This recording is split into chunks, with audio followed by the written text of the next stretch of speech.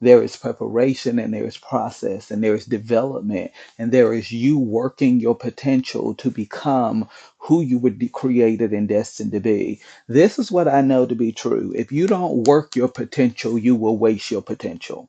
And I talk to so many people from all walks of life every single day that are very promising and they have the capacity to do great things. They have the skills, they have the ability, but I can look in their eyes and I can tell you in seconds that they will never do it because although they have the potential and they have the skill set and they have the capacity, they don't want to be stretched and they are not willing to be inconvenienced so that they can become who they were born to be. And this is what I tell people every day. You are not going to become the best version of yourself if you are not willing to get uncomfortable with where you are in your life. And a lot of us, we talk a good talk and we say a lot of things in the spur of the moment, but we don't want to be inconvenienced. And this is what I tell people. Time is the great revealer of what matters and what we value. And we say we value A, B, C, D, but when we measure our performance and what we're doing, we're not moving toward those things. And if I'm not moving toward that thing, then that thing doesn't really matter in my life. And we have to be honest with ourselves that there are some things that we don't really want it. I talk to people all the time. They tell me they want to be mentored. They want me to advise them in some areas, to help them in some areas. And, I said, okay, this is, some of the specifications of what that will look like. And let's get started. And most people don't make it. They start off really excited, and when they realize the work that goes into producing what they say they want, most people are not willing to do that.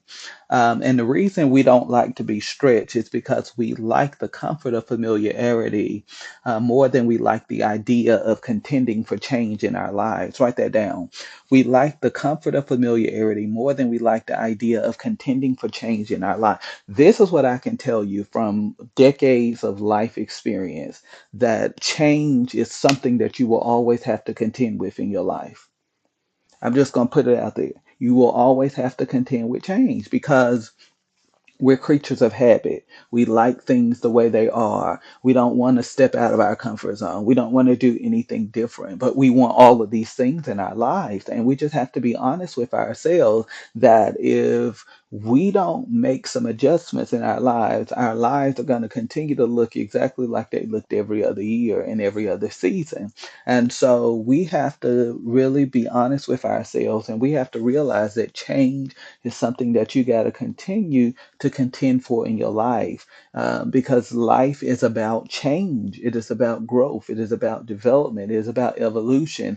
It is about you becoming the greatest expression of who God created you to be. And in order for that to happen, you got to keep growing. And growth requires change, and change requires you to be uncomfortable. And this is the thing that holds so many people back from living the life that they were intended to live.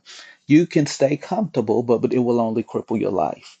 And this is what I tell people time is too valuable for us to waste being comfortable when we know that change is available. And not only is change available, we have to graduate. I want to say this. We have to graduate from knowing that change is available to affirming and embracing that change is accessible and within reach for our lives. Because a lot of us, we know that change is available and change is possible, but making change tangible and accessible is where we have the problem. We act like it's something that's 10 million miles away, and it's not as far as we have convinced ourselves that it is, but we don't want to leave what has become so familiar and comfortable to us to get to the outcome that we want to see in our lives. This is what I know comfort is the enemy of change. And more importantly, comfort is the barrier to growth.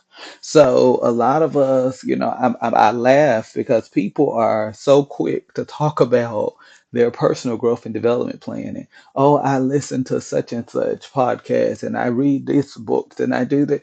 Okay, but what are you doing with that? Because a lot of us have become nothing but warehouses of wasted potential. We can drop the mic. We can end. This could be the final episode of the year right here. Most of us are walking around as warehouses of wasted potential because you've read every book on the market, you've tried every program, you've hired every coach, and nothing is changing. And a lot of us, when I sit down and have conversations, oh, we want to blame everybody. Oh, I spent all this on this book and the book didn't work. I spent all this on this program and I hired this person and it didn't work. Well, let's be really honest for a moment. The common denominator in all of these equations is you. Could it possibly be that it's nothing wrong with the book? It's nothing wrong with the program. It's nothing wrong with the mentor or the coach. The problem could be that you have not really committed to doing the work and making the change in your life. Now, when you start to talk like that with a lot of people, they don't like it and they get kind of upset with you, but it's the truth. Um, it doesn't take a million books. It doesn't take a million courses. It doesn't take a million hours of mentorship, but it does take you taking action. And if you read 75,000 more books and you invest in 400 more programs and you go to 1,100 more conferences and you never take action on all of this stuff that you're hearing and you're learning and you never apply this to your life, nothing is going to change because application is the origin and the birthplace for power. And so if there is no application, there is no power and there's going to be no progress in your life. But I can't stay there. Discomfort is where all growth and development happens in our lives. And so, if you really want to grow, you really want to develop, you really want to get into the next level in your life, you got to be willing to get uncomfortable. Unless we are willing to leave our comfort zones, we will never experience change in our lives.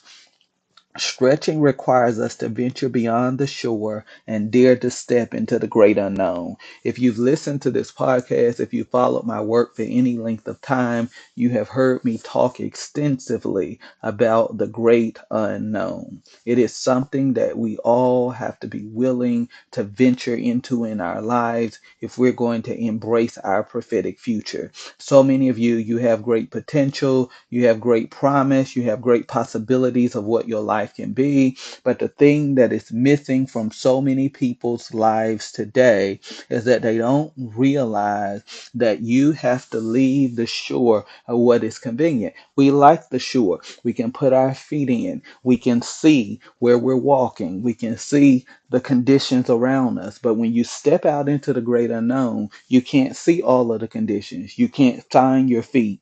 You can't find your footing as well. Why? Because you're somewhere that you've never been before.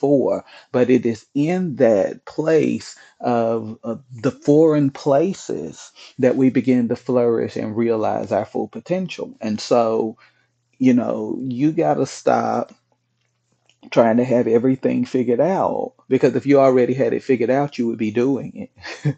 So I talk to so many people like, oh, no, no, no, I got it, I don't need that, but you're in the same place. And I talked to you 2 years ago and you were in the same place, and I talked to you 5 years ago and you're in the same place. So either you don't have it or you're lying to yourself and telling yourself that you have it, but you're not getting the results and the outcomes that you really need to see in your life. Stretching challenges mindsets and ideologies.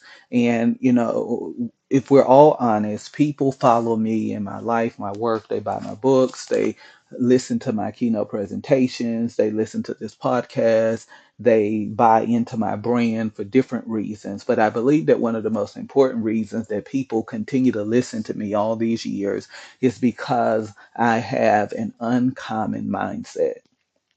And you can listen to any podcast and you can go to ChatGPT and you can probably hear the same regurgitated information on most platforms.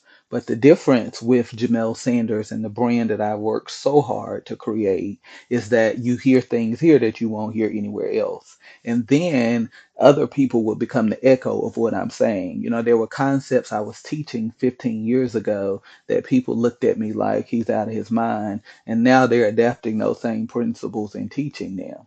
It's this that I've always been the trailblazer and the pioneer at what I do, and people are now catching up about 15 years later to things that I taught so many years ago.